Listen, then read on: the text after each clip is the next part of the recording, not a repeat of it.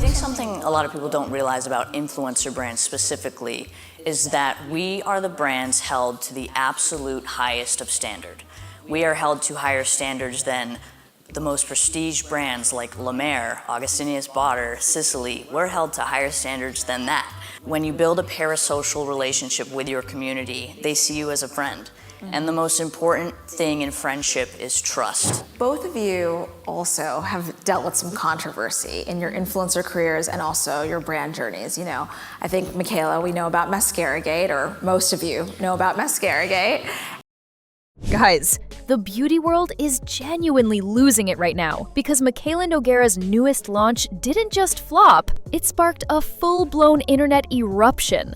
What should have been a routine lip product release has spiraled into one of her loudest controversies yet, and nobody can agree on what actually caused the chaos. Half the internet swears she exaggerated how well the formula performs, while the other half claims people are blowing it way out of proportion. But the moment that really pushed everything over the edge, she deleted the promo video. Not archived, not hidden, deleted. And from that second on, the drama went nuclear. Comment sections turned into non-stop arguments, with viewers accusing her of overhyping the results and glossing over the product's flaws. So buckle in, because we're breaking down everything. The claims she made, the customer backlash, and the exact spark that turned this into one of the wildest beauty debates we've seen in months. This message is for MIKAYLA Nogueira and POV. Where are our orders? Where are they at? Because it's crazy that all of the big influencers that have posted their reviews received the free product, but the customers that actually paid, our products are sitting in New Jersey with the shipping label that has been created, but there is no update. Like, MIKAYLA, you need to make an update. You need to say where these people's orders are, because I'm never ordering from you again, ever. Before this whole situation blew up online, PLV Beauty actually had a pretty steady start. When MIKAYLA launched the brand back in March, it wasn't even positioned as a makeup line. It was all about the prep stage. Think hydrating moisturizers, smoothing serums, balms, primers, basically all the behind-the-scenes products that help makeup look better. The reception was surprisingly strong, especially for a debut. The lip balm especially got a quick burst of attention because people were shocked at how well it performed. And leaning into that prep first, glam second angle was a smart move, since most influencers immediately jump into color cosmetics with their first release. Then fast forward to November and everything shifted gears. That's when MIKAYLA rolled out her first actual makeup launch, the AMP Lip Kits. Each kit included 2 items, the Contour It Lip Liner and the Amp It Tinted Ampule. And she dropped them in 6 dessert-inspired shade combinations, like toasted marshmallow, vanilla latte, and plum cider. The whole aesthetic was cozy, cute, and very her, visually polished and instantly recognizable. But the real issue didn't start with the shades, it started with the messaging. MIKAYLA emphasized over and over again that the ampules were buildable. That was the phrase she pushed the hardest. She also highlighted that the formula wouldn't get stringy, sticky, or gummy like other glossy products sometimes do. Those statements became the backbone of the entire marketing rollout. And then there was the price point. The original $42 tag made a lot of people pause, because that's high for a brand still proving itself. Dropping it down to $34 softened the reaction a bit, but it still meant customers expected a premium experience, especially after the claims she made. What's happening is there's a screenshot of just my lips wearing the lightest shade, which literally looks like peanut butter, and people are like saying, oh look, he's promoting that. I'm not promoting it.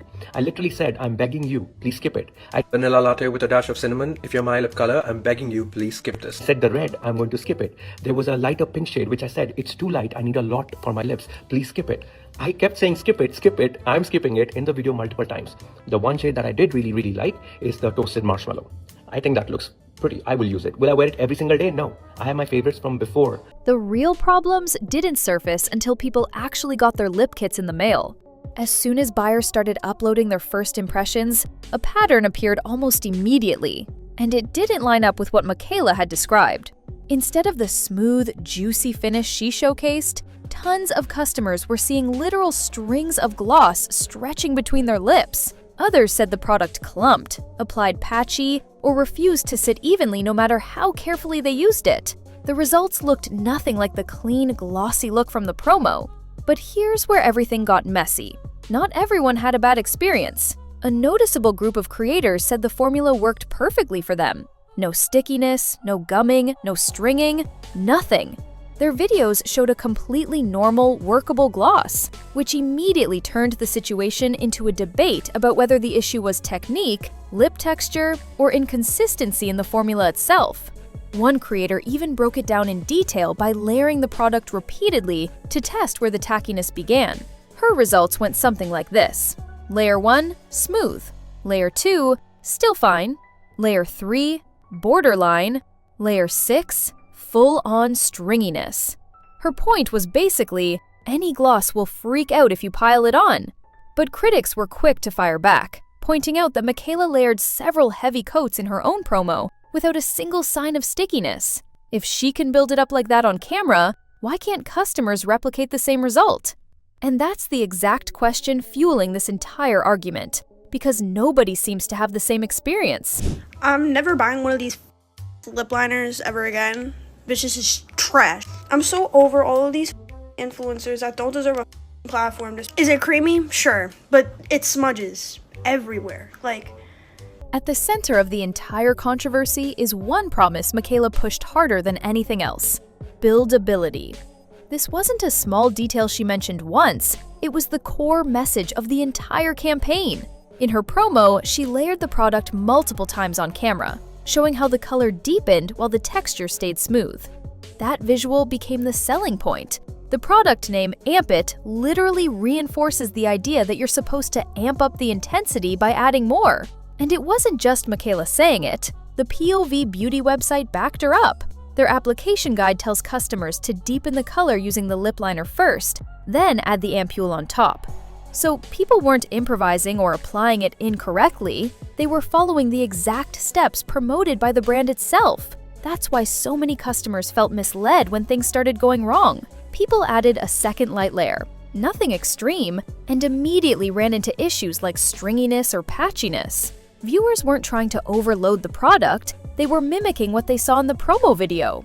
The comments all echoed the same frustration. If it's advertised as buildable, it shouldn't fall apart the moment you build it. Meanwhile, supporters argued the opposite. Some insisted the gloss works best with a minimal amount, and that most glosses will get weird if you keep stacking layers. One creator even defended it outright, saying, "Mine isn't sticky at all. If it was, I'd be calling her out." And that's exactly why this debate refuses to settle. Both sides have totally different interpretations of what buildable should mean, and both are convinced they're right. I'm just going to use a tiny like thumbtack size here because a lot of people have been overusing it and it's been getting really stringy. So I'm just using the tiniest amount to coat my lips. So here's what the lip gloss looks like. As you saw, I only used a very thin amount and I'm already getting really stringy. This is the moment everything went from messy launch to, okay, something deeper is going on. Out of nowhere, MIKAYLA completely removed the original promo video. The same one where she applied multiple layers, avoided any tackiness, and confidently said the formula wouldn't get stringy. And she didn't just hide it, she didn't archive it, she fully deleted it from her page. The internet noticed instantly. Creators who had referenced that exact video in their reviews suddenly realized it was gone, and social media threads lit up with questions like, if the product works the way she claimed, why erase the footage? And honestly, for a lot of people, the timing made the situation look worse. Instead of posting a follow-up demonstrating proper application or clarifying the confusion, she deleted the one clip everyone was scrutinizing. To many viewers, it felt less like transparency and more like quietly removing evidence that contradicted customers' experiences. And of course, because MIKAYLA has been involved in controversy before, specifically Lashgate, the deletion hit even harder. Back then, people accused her of wearing false lashes in a mascara ad without disclosing it, and the beauty community examined every second of that video like detectives. So seeing another product-related video vanish brought all of those old doubts right back to the surface. That's why the deletion stung so much. It didn't just remove a promo, it reopened a wound. I'm not gonna lie, it feels a little sticky, but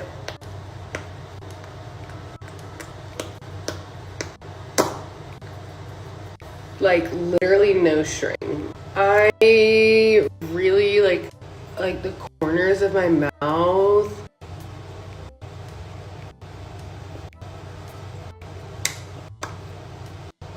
It just like doesn't look like it blends well. And like the corners of my mouth, this is criminal. I literally have just been talking and it's just like. Across nearly every review, one thing is crystal clear. The lip liners are the standout of the entire collection. Even creators who didn't like the glosses admitted the Contour It liners glide on smoothly, stay put, and feel high quality. They've been getting near unanimous praise from both fans and critics. But the Amp It ampules? That's where the divide begins. Even reviewers trying to stay neutral repeated the same warning. It works, but only if you keep it to one very thin layer.